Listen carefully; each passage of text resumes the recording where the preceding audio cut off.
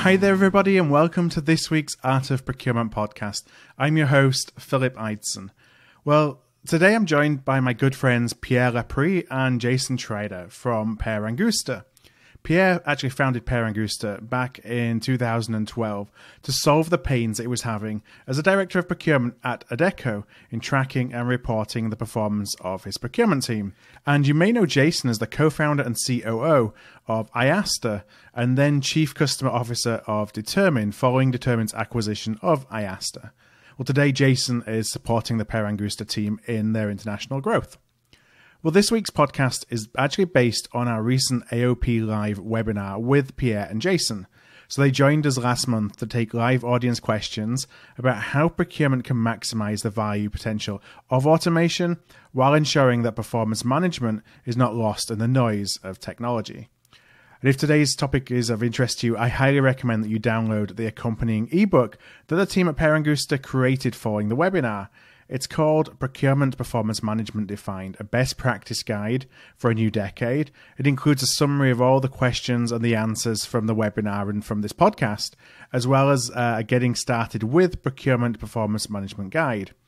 If you're interested in taking a look at that, you can download it at artofprocurement.com/ppm. That's artofprocurement.com/ppm.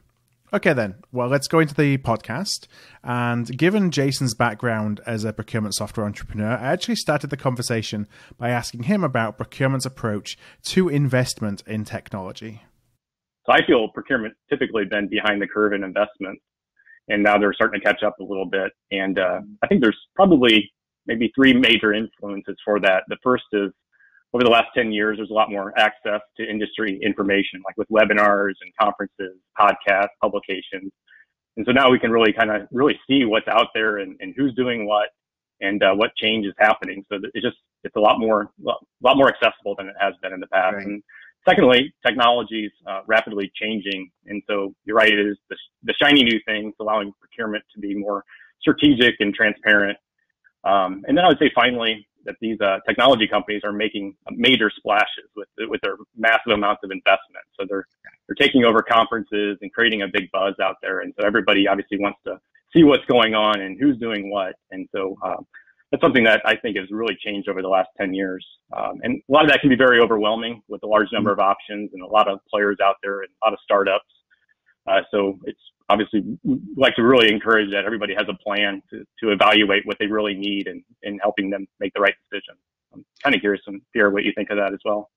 Yeah, and is that something you're seeing as well, Pierre? Especially like when you look at, it's interesting to see how much more investment is coming to the procurement space that wasn't necessarily there, as you say, Jason, a few years ago. And now there are folks outside of procurement, whether it's investors, VCs, or whatever, that are suddenly waking up and saying, hey, there's a lot of untapped value here because perhaps it's been an underserved community from a tech perspective.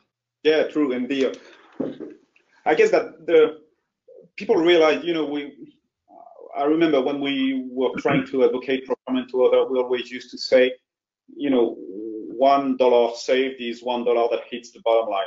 You have this direct take on companies' profitability.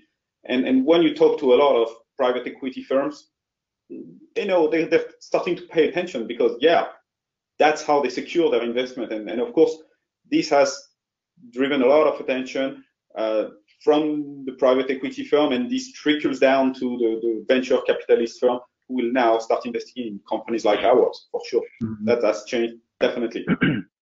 Now, do you, and this may be kind of jumping ahead a little bit, but I'm interested, you talk about there about $1 saved, and the impact that has on the bottom line. Do you think that's too short or too small of a perspective on what procurement is capable of doing? Or because we've kind of built our profession on that idea, but I'm not sure if it's kind of self-limiting at the same time. Don't get me started on this one so early in the discussion, please. I would say it's a necessary condition, but it's not a sufficient one for sure. Right. So maybe we can take that on later in more deeper detail, in bigger details. But we have to deliver on that, but clearly we will stop existing if we only live by that mantra of €1 saved is €1 to the bottom line. So again, you have to do that. That's not sufficient. And that's clearly not the most satisfying aspect of the profession, although you can have some good good years of your life doing this. But ultimately, when you want to grow, when you mature, you want something else. Right. And do you see, Jason, how that's changed as your kind of involvement as in procurement has gone, like from perhaps back in the days when you started IASTA to where we are today, that there is a different kind of perspective on what the art of the possible is for procurement? Yeah, I definitely think so. And just the solutions that are supporting that as well. So I think there's, when we started IASTA, it was all about ERFX and reverse auctions, and that was it. And all the competitors that we had out there, great solutions, but that was the primary focus. But it's not anymore. It's now specialized point solutions, and those are things that are new and innovative. So now you have just strategic sourcing solutions that focus just on print or services or commodities or public and private sector, and then also different negotiation styles. So dynamic bidding and allowing stakeholders to have more input and not focusing just on price. And there's cognitive sourcing solutions out there that are really helping to be predictive and prescriptive and not just reactive, using AI to find opportunities in your sourcing event. So just a wide range of companies out there. And what I really kind of, I guess, and also to that is, our solutions now very broad and deep in functionality, or are they very simple to use and really helping just for greater adoption. So I think every organization really needs to understand what are they trying to achieve? What problems do they have? How are we trying to solve this? And now I think you're starting to see organizations use multiple e-sourcing solutions even because they are so unique. So now they got to be point solutions. They got to integrate with each other. And how do we now manage our entire pipeline and savings with our unique solutions? And so that's, I think, a radical change of what we've seen in the market. It seems like from a procurement leader perspective, you're now having to become an architect of all these different kind of offerings and how you best map, design, blueprint, if you will, and have them all plugging into each other so that everything doesn't operate in a silo versus taking the easy option of, well, let's just go and buy a suite. But if you have the ability to do that, then you get a lot more power in the data that you're able to collect as all these systems talk to each other. Completely agree. That makes a lot of sense. Yep. And as Jason said, one major shift, and that's a technology shift, is that what used to be a real nightmare, getting two systems, to ERP system or MRP system to talk together, it's now just so simple. I mean, you have all these API, you have standards, you have plug and play integration with a lot of things. You get the notion of platform where solutions can talk to each other. And that's becoming really almost like a play of Lego, where you can add bricks to each other, and provided the bumps and the holes are the same size, well, you can plug them together. And that's, I think, a game changer in procurement technology. So I want to move that on to, talking a little bit about performance metrics. I know that's one of really the focuses of today's conversation is our metrics and performance measurements. How have you seen those evolve in a procurement organization as the maturity of a procurement group evolves? Because you may start at one very basic level as you're beginning a transformation journey, for example, or even pre-transformation, but then change those as you perhaps evolve the maturity of your group. And I wonder if you could share a little bit about what you've seen from that regard. So clearly the way you measure performance and the way you consider performance is clearly a direct function of your maturity as a procurement organization. And when you look at various stages of a procurement organization, it's very funny because you can see that you start from a very transactional aspect and almost a guy in the purchasing department placing POs and collecting invoices. That's a very transactional aspect. And here the key performance metrics are really about process performance metrics and KPIs. And how long does it take me to flip a PO or to flip a purchase request into a PO? What's the cycle time? Very transactional and very focused on the process itself rather than the value of procurement. And then as you start growing, you become more structured, you become more strategic, you become more integrated within your organization or even within your value chain, your ecosystem with your supplier. And as you grow there, the metrics, the performance metric will grow with you, and they have to, because ultimately you need to adjust your messaging to the people you're talking to.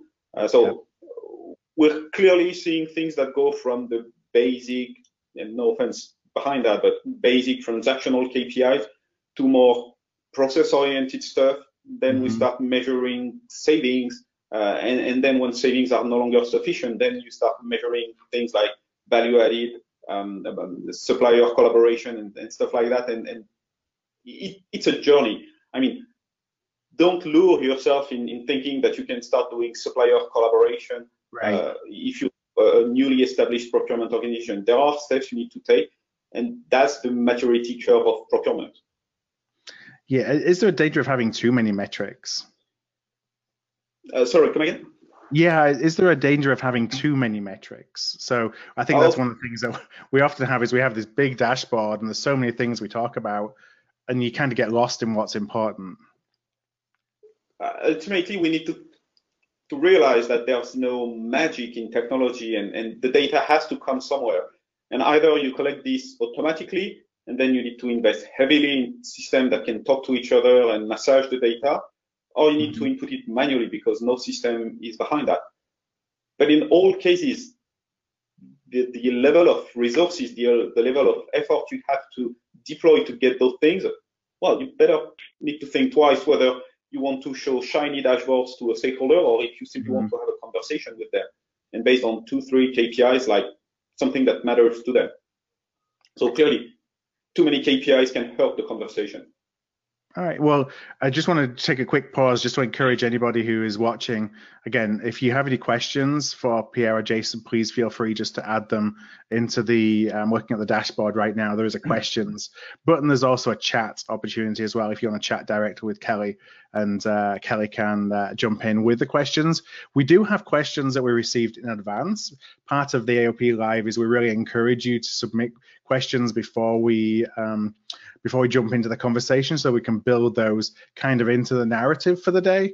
And one of the questions we got is from Gabriel, or Gabriel, forgive me for not knowing which pronunciation that is. And the question was, how can we balance the cost savings initiatives that we talked about there and supplier relationship management, and help upper management understand that even though something doesn't deliver hard savings, you know, it's still delivering value. In this case, it could be delivering cost avoidance, and that those are important when you look at the performance of procurement. That's a very subject that very or a question that's very close to my heart, and I can get into heated arguments on this one. I often say in a slightly provocative way, but I truly believe in that.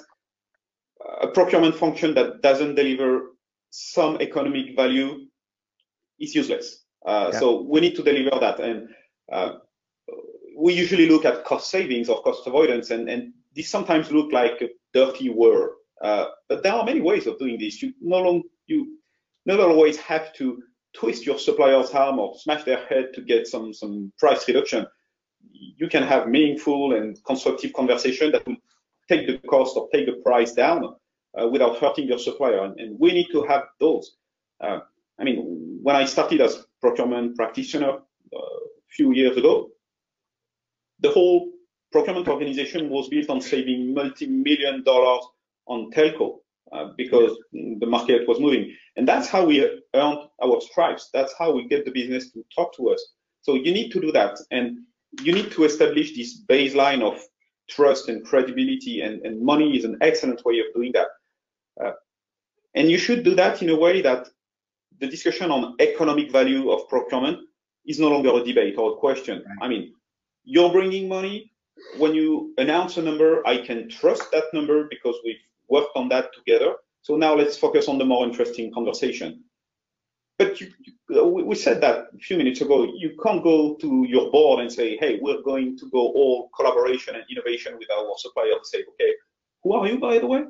Now, you do your job, and then you can claim that proverbial seat at the table and do some interesting stuff. So how can we, to go back to the question from Gabriel, the question is, how do we balance that? Well, you balance that by struggling a bit, showing your worth and showing your value in terms of economic performance, because there are countless studies from the Deloitte, the Capgemini, the PwC on CPO's top priority. Cost reduction is always number one, and very often by a large measure. So that's what I expect you for. Deliver that, and then they will pay attention to the more interesting thing, and that's where you will get a very attentive ear, and that's where you will make an additional level of difference. Take care of the bottom line, and then you can contribute to the top line, and there you will be a rock star procurement person, an enterprise hero. I like to talk about the idea of procurement math as well. What's really important is that data, and I think you touched on it a moment ago, how trustworthy that data is.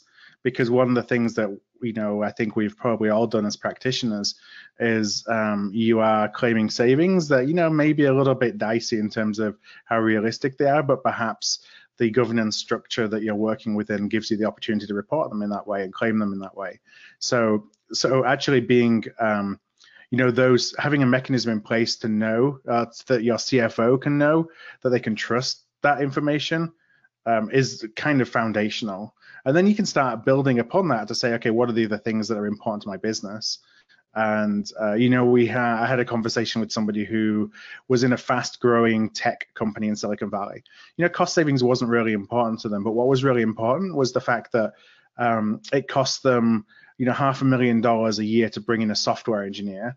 And so they didn't want their software engineer on $500,000 a year spending time in the procurement process. And so they actually measured how much time that they saved from that software engineer, and software engineers like them, you do that at scale, measured how many hours they saved, and that was actually a really big contribution to the business, benefit to the business. So it's always kind of looking out of what's important to the business. How can you build a metric around it, but don't just rely on that as being your single measure. Like say, cost savings is here, and it's some companies may say they don't care about it. At the end of the day, they do, because they want to at least understand that investment is, at least cost neutral. One thing to add to that as well, I had a conversation yesterday with an old colleague, and we were talking about just knowing who your audience is. So the stakeholders, you can have those discussions about value creation and cost avoidance, but when you're working with finance, they just care about the P&L, and you're having multiple spreadsheets that they're managing. So, again, knowing your audience and what discussions you can have with those people. Yeah, and I'm sure you've spent a lot of time building business cases as you look at the value of procurement, selling in the value of software in procurement. And you see kind of what the executive team will take as being, that's kind of a fair measure of value, versus what they look at and say, what, that's kind of based on paper and it's all very nice, but I don't really believe it. Yeah. Very often you need to make, and going back to the VCs and the private equities, these people, they often work with comparables. Okay, so hey, we want to value that company, how other companies have been valued in a similar sector, and they grow from that. And I think that procurement people, when they build the business case for technology investment, they should be doing the same. And look at other functions. Does anyone question finance when they need a financial system, a forecasting system? No. So should be the same with P2P. Do we question the head of sales when he wants to invest in a CRM to follow his pipeline of leads? No. So should we have that conversation for the sourcing pipeline?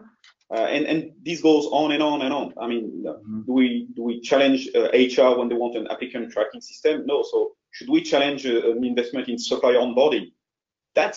I think that we should be using that, and I think that procurement could learn a lot from looking at how others are doing, because let's face it, procurement is a relatively young function. We're growing fast as a function, but sales and HR and finance has been here forever, and so they've fought those battles and they've earned the credibility to get investment. We need to be there, and so we maybe could learn a thing or two from our colleagues. Yeah, I feel some of that is in the sales of procurement. It's because it's the same. It's not just for the software. It's, everything we're talking about today, the performance metrics, are really all to build a picture of value, so that the C-suite looks and says, yes, I'm going to continue my investment in procurement versus all these other investment opportunities I have in the business, or I'm going to grow my investment in procurement. And, where you say if a HR comes and says, I need an applicant tracking system, it's a no-brainer. The only question is which one. It's same for financial forecasting, same for an ERP system. For procurement, not so much. And I think some of that is because we haven't necessarily solved the art of the possible for procurement. So there isn't a direct connection with investing in this technology, investing in these people is going to mean these outputs. And so there's more work to be done, certainly from that perspective. And I would say that that's why we need to sometimes go back to the basics. And the basics is, okay, what's my value proposition to the company? And value proposition is, okay, we need to put these contracts under control. We need to put that spend under control. We need to ensure that this supplier is delivering. And so you need a roadmap, basically, and you need to build that roadmap and demonstrate that roadmap. And then the rest are ways to make the process smoother and more effective, more efficient. But you need to sell your value to the people and say, hey, exactly as you said, this is the field of possibilities. Where do you want me to go? Where should we put our effort? Where should we put our money? And that's an interesting thing, because I think, and circling back to the first question about we're always lured by the fancy, the shiny. We should not let go of the critical and core business issues of what we're doing. And technology is just a means to an end. You need technology, but you need to think first. So I want to let Kelly jump in. I think Kelly has been waiting patiently on the line with a question that you have from the audience. Yes, and the good thing is this question is absolutely worth waiting for. So it's a really interesting question that's come in from Wayne. And clearly the focus of our conversation today is figuring out how procurement performance metrics and management programs can support and enable procurement to grow and mature. And he's made an interesting observation that a growing amount of the spend that procurement is focused on bringing under management is actually highly skilled professional services. And so he's connecting the idea of supplier performance management and the traditional KPIs that typically go along with that, and the more strategic things that either procurement is trying to achieve or that companies are trying to achieve through their highly skilled professional services suppliers. How can we make sure that all of the performance metrics issues or performance management issues that we feel that we face and that are holding us back, that we don't make that exact same mistake when we turn around and try to manage the performance of our professional services suppliers? That's actually an excellent question. I think that one of the first issues we should not reproduce, because we've done that for procurement performance, we've done that for contracts, we've done that for RFPs, is stop the spreadsheet madness. I mean, getting around with a supplier is not the same as sending a 100-line spreadsheet with various criteria and weighting and a lot of that.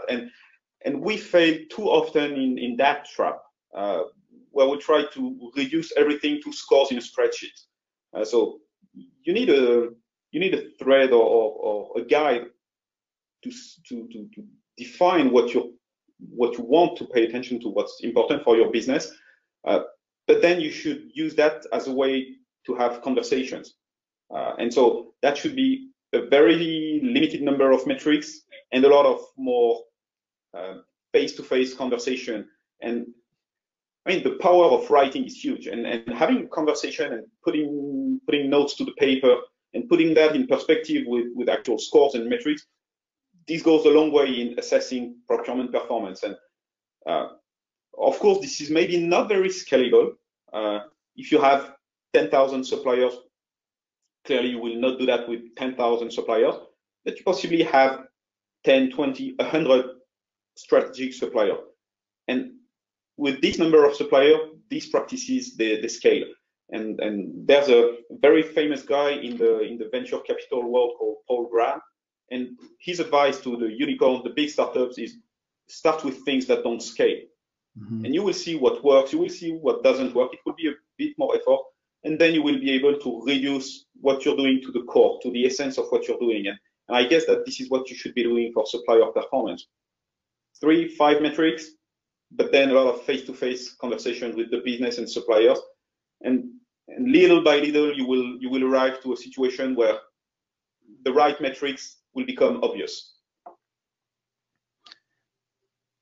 Yeah, I would also encourage, just as a build on for that, is when you're thinking about the metrics you have with suppliers, don't ask for too much. And what I mean by that is, often when we're looking at scope of works, things are often overspecified because, in the direct side, material side of things, because they want the best material, they want, the best this, that, and the other, because it's just to reduce the risk that an engineer faces with buying something. Well, in professional services, having too strict a metrics is just the same. We're over-specifying what it is that you want to buy, and therefore you're increasing the cost to serve on your provider. But you may be asking for things that aren't necessarily either generally reasonable or just kind of, they're not realistic. So we ask, for an example is at a call center. You may have a call center and you have a metric in there that says, I want somebody to pick up the phone in 3 rings. But actually, there's no difference in the experience of the customer if you pick up the phone in 5 rings. But by having it 3 rings versus 5 rings may mean that you need to increase the number of people who are on standby for your account by 20%. And that's a big impact on the cost to serve. So kind of balance what you really need versus, am I just asking a provider to do something because I think it protects the downside more, protects me reputationally or whatever it is. And I see that all the time. And in my experience, actually, when you talk about supplier performance management, this shouldn't start when the contract is signed. This should start from the sourcing and tendering part. And that's exactly what you say, Phil. You need to listen to your suppliers or your prospective supplier, because they might save you a lot of money, they might save you a lot of headaches, and ultimately they will put themselves and they put yourself in a way of getting superior services and getting meaningful interaction. So the best way to pick to have the right suppliers is to pick them right, to listen, to relent a bit of control. I mean, sometimes it's hard for us in procurement right. sometimes to trust the suppliers because, they just want some money. Right. some want, some don't. So, and that's a hard balance to strike. And I believe procurement people will be good when they know when to trust the supplier, when they can also go back to the business and say, hey, I believe this guy is right. And maybe we should say that 5 rings is enough. That would be better for everyone. So, yeah. Now, do you think that as we talk about maturing metrics, can procurement as a function mature if our metrics don't mature? Are those two things aligned with each other? Or are we looking too deeply into what procurement metrics are? So I guess that the answer is in the question. No, our function will not mature if our metrics don't. But I think somehow it's a chicken and a positive chicken and egg, and sometimes we need to change our metrics to show that our work has changed. And sometimes we need to be challenged by our company to say, hey, I'm no longer interested in this. Please tell me what you do on that. And in order to capture those metrics, well, you need to change your ways, you need to change your systems, you need to change a few things. And so I think it goes both ways. One of the examples I had from one of our clients is that they had a big issue with stakeholder engagement. And they used to track things like the stage of involvement from very early, where they could influence the need, down to the last level where they basically receive a contract on their desk. And the problem was so big that they created an additional level saying no procurement involvement. And these people, they say, okay, we want to track that. They went through the hassle of registering things that they had no involvement in. They completely killed their savings numbers, or at least the average savings percentage, because there were so many things where they had 0% of savings that they were killing their numbers. Yet they used these new metrics to push their organization to change. And they showed to the CFO, say, hey, we have 20% of the project where there's no involvement. That's $10 million of spend. And we could have saved, like for the rest, 5%. Right. So 5% on that.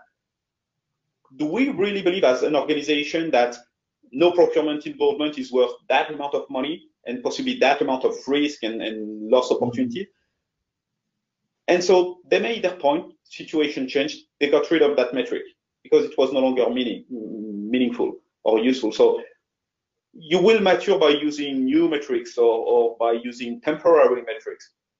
But sometimes finance will come to you and say, hey, we're strapped on cash, so can you start measuring improvement in payment terms? Say, yeah. Oh, that's a thing? Initially, I used to take that as a negotiation chip because I didn't care about 30 days or 60 days. So right. Yeah, supplier, lower price, but bigger payment terms. So suddenly finance challenges me on that. Okay, so yeah, we need to change something. And again, we grew as a function, but this time because finance came to us with a new metric, and that helped us think more strategically, more. We took a side step and took finance's perspective on working capital, and that's how we grow. So yeah, clearly, it's a bit of both, but it's hopefully you can create an upward spiral and elevate the role of the function and the maturity. Now, as we get access to more data through new technology that we're able to invest in, and perhaps cleaner, better data, as we realize that data is actually important rather than just something to complain to accounts payable about that it's not right. As we invest more of our time in that, is that going to change I think the way to frame the question, is it going to change one, I think, how we measure and report procurement value? But the second question really, is it going to enable new insights so we can actually do things differently than we did today, or perhaps change behaviors within the organization that we couldn't until today because we just didn't have the data that led to those insights? Yeah, one of the things that Pierre and I teamed up and we started working on is just the data that we're able to collect. And so if we can look at maybe the different stages of the sourcing cycle process, how long does it take to run an activity, and looking at that by the different business units. So when we can see maybe we're generating a very low savings of 5,000 or less in savings by our negotiations for a certain stakeholder, but the project is taking an extremely long time compared to all the other negotiations. And so we can really start driving into and digging into seeing, all right, well, what phase of the negotiation maybe is taking too long? Where are roadblocks at? Maybe meet with the stakeholders and see how we can reduce barriers so we can be more efficient as a team. And so as we do collect more data, I think there's a lot of insights we can get from procurement performance management and looking into, again, just trying to be more efficient as a team since we don't have the resources that we need. And this can go very far because, it's like an onion. You can peel the onion and find different layers of insights, and you can start with the procurement practices, like Jason said. We have clients who presented them with a graph saying, hey, you address 10% of your spend in the travel category doing e-auction. But for professional services, it's 80%. Is that right? Honestly, I don't know. And maybe it's right, maybe it's not. But at least you can take a step back and say, that's what we're doing. In reality, it's not what we expect to do or what we strive to do, but that's what we do. Is that right or not? And do we need to change that? We could envision things where you can start benchmarking with your peers on these kind of things. But the more interesting thing, I believe, is when you start doing this with your stakeholders. Say, hey, Mr. Marketing, we're doing 3 projects with you this year. We've been doing 50 with IT. How come? And the funnier discussion is when you do that in front of the CEO. Oh yeah, how come? And these are insights that will make your life a lot easier because as procurement practitioner, we know we need to be involved. We need to do proper process. We need to be involved upfront. But sometimes, people believe you're a data because, you do that because you want to feel important. Those insights, those data we collect, they will help you prove your point with hard facts hard data, and no one can argue with that. And that's I think the biggest promise for me of technology is stop being an intuition or feelings-based conversation between procurement and the rest of the world to a fact-based, data-based conversation, and that will change everything.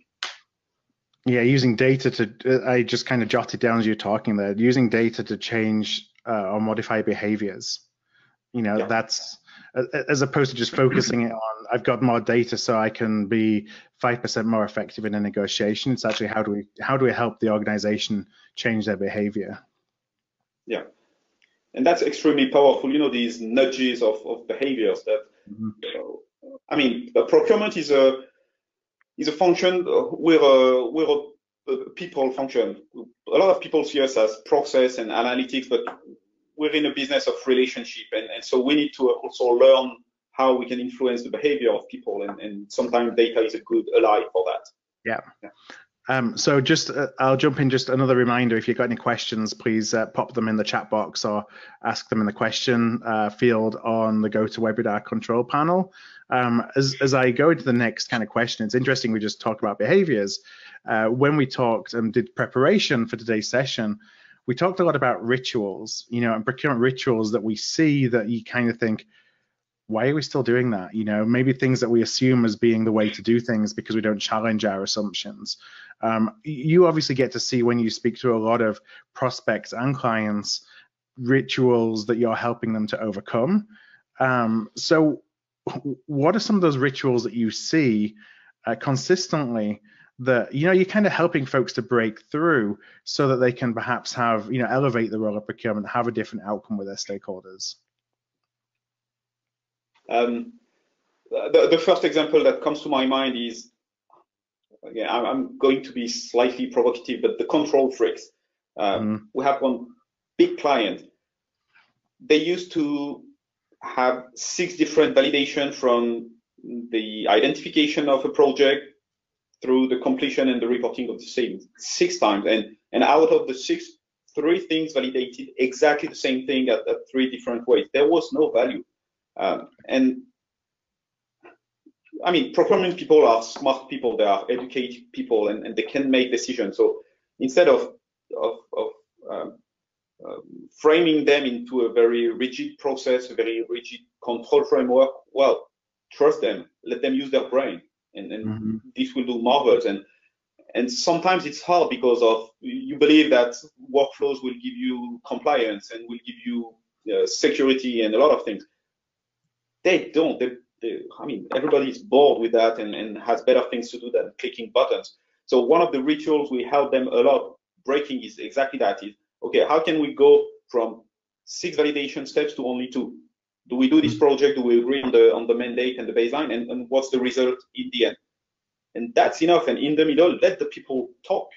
If they don't agree or if they have questions, they will talk, and they prefer that. So these rituals that, for me, it's organizational scar tissues in large enterprise. It's okay, yeah, we need to go through steps A, B, C, D, E. C and D are not necessary. Well, too bad. Go through them. That's fine when you're committing spend to external parties. When you're talking about procurement performance, there's no impact on your client, on your margin, on your image. So it's internal stuff. Have a conversation. That's better. Just creating a lot of bureaucracy, kind of pointless bureaucracy.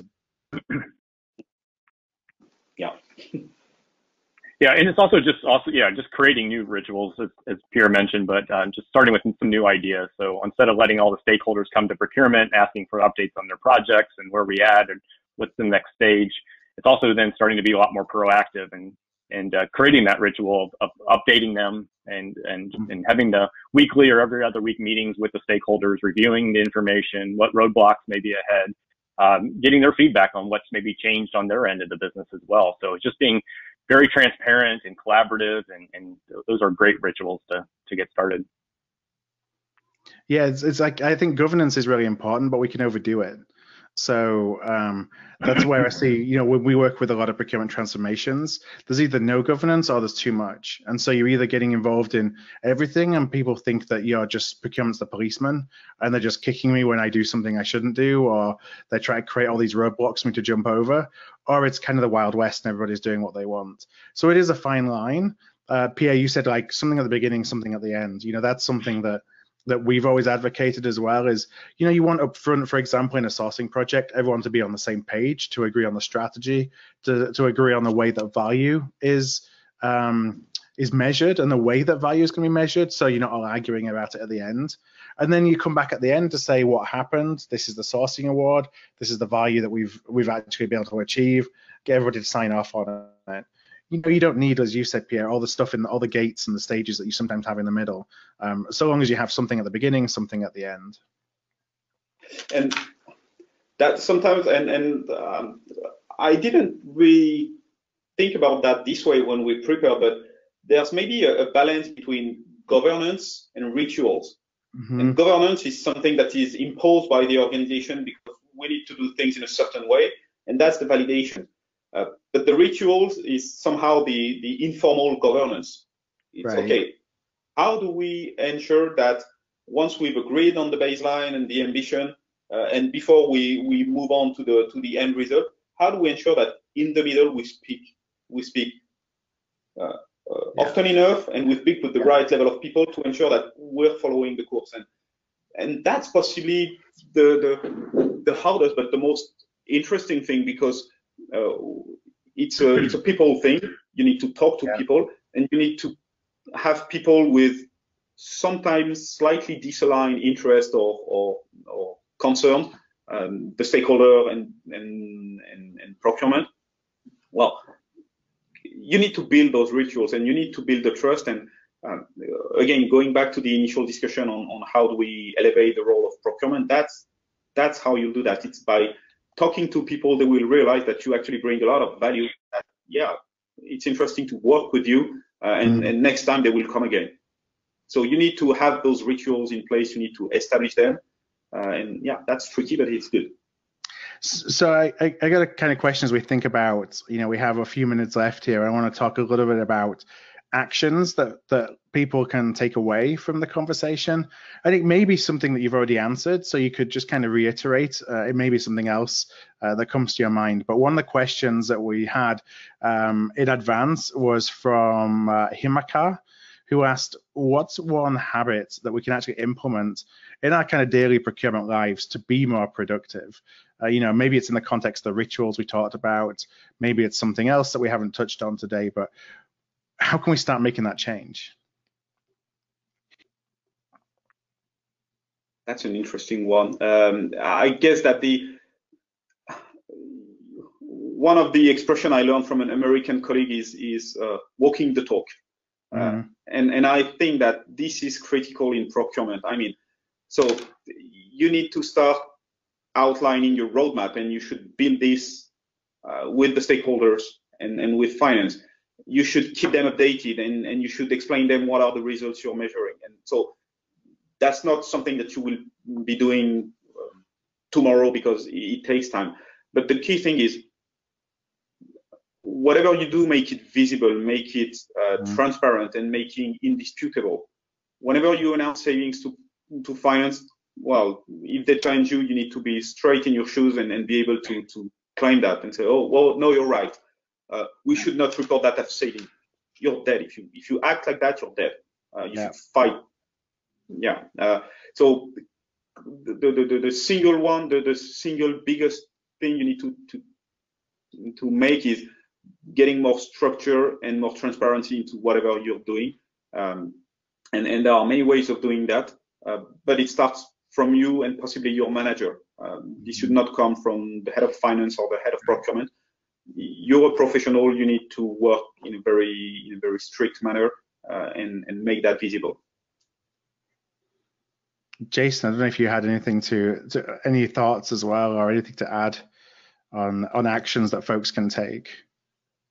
Yeah, I mean, what Pierre said is spot on. The only thing is just making sure you have the clear end goal. What are we trying to achieve? Working with the stakeholders to do that. So what is the value? Is it just the price? Is it the value we're creating? And just the communication, being very available, I guess, and making sure that we're updating everybody when they need to be updated, and not overwhelming them with information, but just, again, just figuring out the best way to be transparent and communicate with the business unit. Okay. So I guess before I just check in again with Kelly, I have a final question. This is Jason for you. And that's, you obviously have that procurement technology background. We talked a lot about the intersection of technology and performance, and managing and monitoring performance in procurement.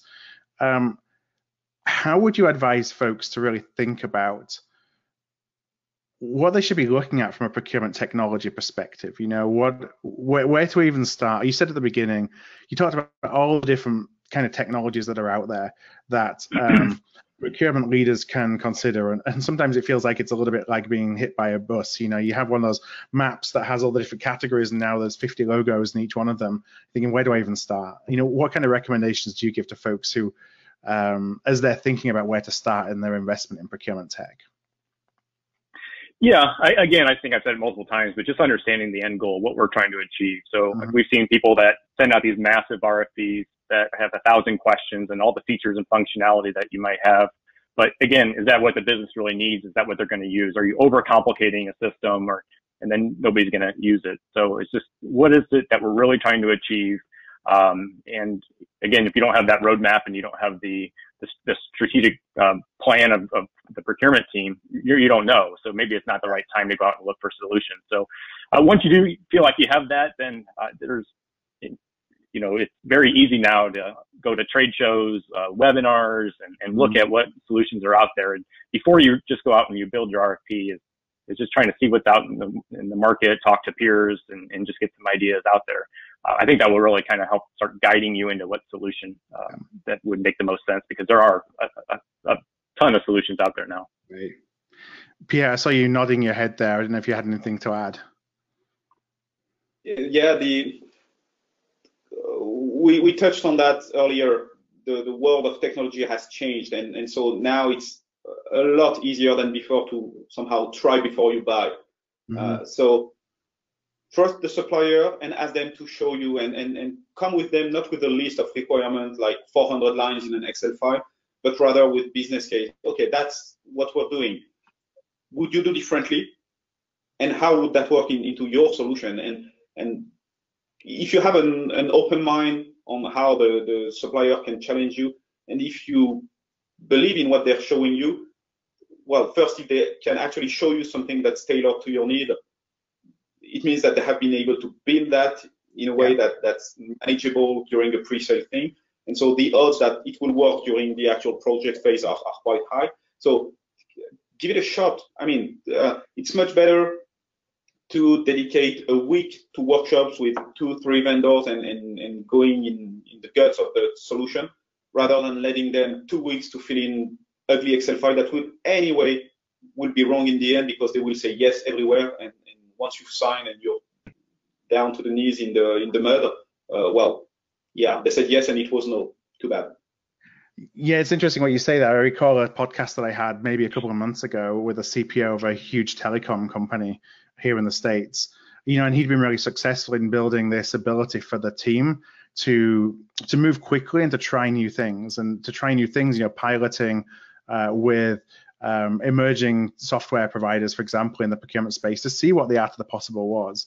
Don't necessarily look at it as you have to take a decision on a technology and it's going to take you 6 months to implement, and you're not going to show what the value is for 6 months, and then you're already out $1 million.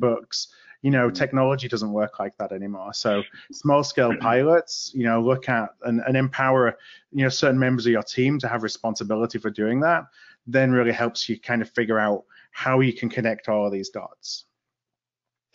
And this makes me think of, you asked me about one thing people could change to become more effective, and one of that is stop using a cookie cutter approach. I mean, we've been taught and trained to think of technology selection in a way with big RFPs and requirements, but sometimes it doesn't work. When you do that for an e-procurement solution, well, maybe that's the right thing, but for more agile point solution, you need to try. And you need to be able to take that step back and say, okay, do I need to do all that? Yes or no? Okay, how long should it take? What's the biggest requirement? And one of my American colleagues once told me that sometimes time is the biggest requirement. And yeah, you need to forego a few things just to make sure that you're not taking too many risks. But time is of the essence, and you need to go quick. And yeah, the process, you'll think about them another time. It's hard because you need to think yourself about, is it the right thing to do? And you sometimes need to convince your organization that, yeah, sometimes a competition is not needed, or we probably need to think differently about selecting new tech or new suppliers, because that would make more sense. So, yeah. All right, well, before we go, I just want to hand over to Kelly one last time just to see if you had any other questions, Kelly, that came in from the audience. We did, actually. And so this question from Stephen, I can't tell his exact persuasion from the way he asked the question. He's either very excited about or very concerned about our future robot overlord. So he's wondering if the expanded use of machine learning in business analysis and in monitoring processes and activities, if we should expect that greater automation will bring obviously greater data, but will also change the way we manage procurement performance, or if it's still largely going to be something where we're sort of tracking separately from our activity. What is our impact? What is our progress? How have we made a difference versus having the technology used capture all of that activity itself? I like that question, and again, it touches on a few things we've discussed earlier. And so obviously I didn't know about that question when I said that buyers should be using their brain, because that robots won't be able to do that. And actually, I think it's an excellent wake-up call that if you as a procurement organization are focused on low value-added tasks, on mundane or transactional things, well, you will get replaced by robots, that's for sure. A month and a half ago, there was this digital procurement world event in Amsterdam, and there was a startup that explained how they automate the bidding process and almost make decisions automatically on complex bids. I mean, if the only thing you know how to do is that, well, yeah, maybe the future doesn't look so bright for you. But if you've put that behind you because you've shown you knew how to do that, and you also show that there are better ways or other ways of doing, then you will still remain relevant. And actually, the robots and machine learning will make your life easier, because they will get you rid of the not so funny things, so that you can focus on the right thing. So I think it's now really the time to act for procurement and make sure that they protect their job going forward, and actually make their life easier, because otherwise the machines take over. Yeah. Yeah, there's definitely a space for it, and it's still very new, I guess. So I think everybody's still trying to figure that out. But if you have to have the human involvement and making sure you have good data. If you don't have good data, the AI is not going to be able to accomplish anything. So I think it's still kind of a learning process at this point. Yeah, and the thing that I would add to that is, what you think about being strategic today might not be what's strategic tomorrow. So we spend a lot of time thinking, and it's a good example where Pierre talked about the startup who is doing a lot of really complex bidding. Back in the day, we'd think that was really high complexity strategic work for procurement. So like, look at us, we're spending all this time analyzing 500 different lanes for a big logistics event. Now that can all be done in technology.